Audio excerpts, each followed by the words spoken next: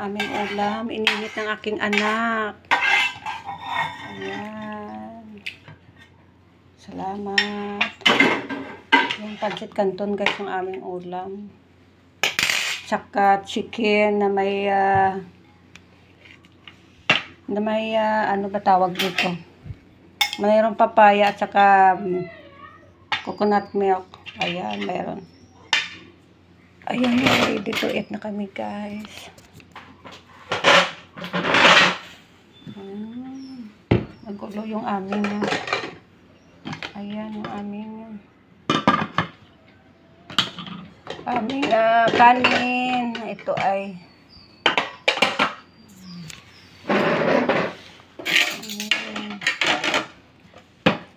ayan guys, kanin.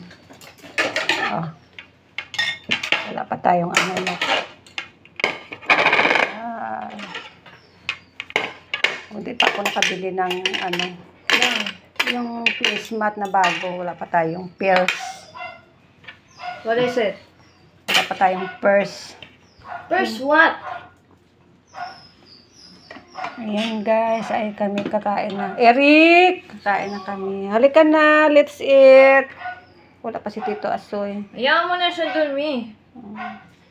Andito na yung aking Bumiyahe lang. Ata. ayan, let's eat dinner guys. Meron kaming kanton.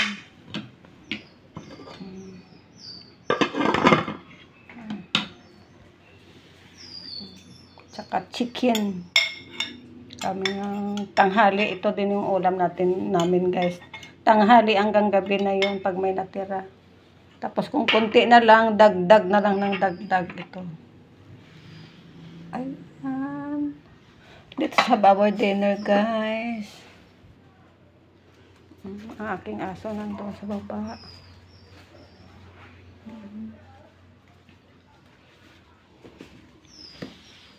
Ang aking lagayan ng pinggan dito na yan sa loob at saka lagayan ko na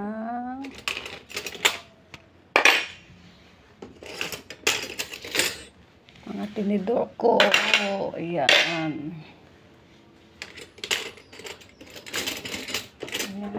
Sabi. Ayan guys, kakain muna kami.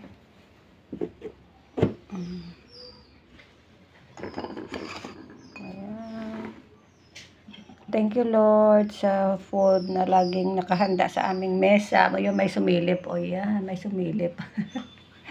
Salamat.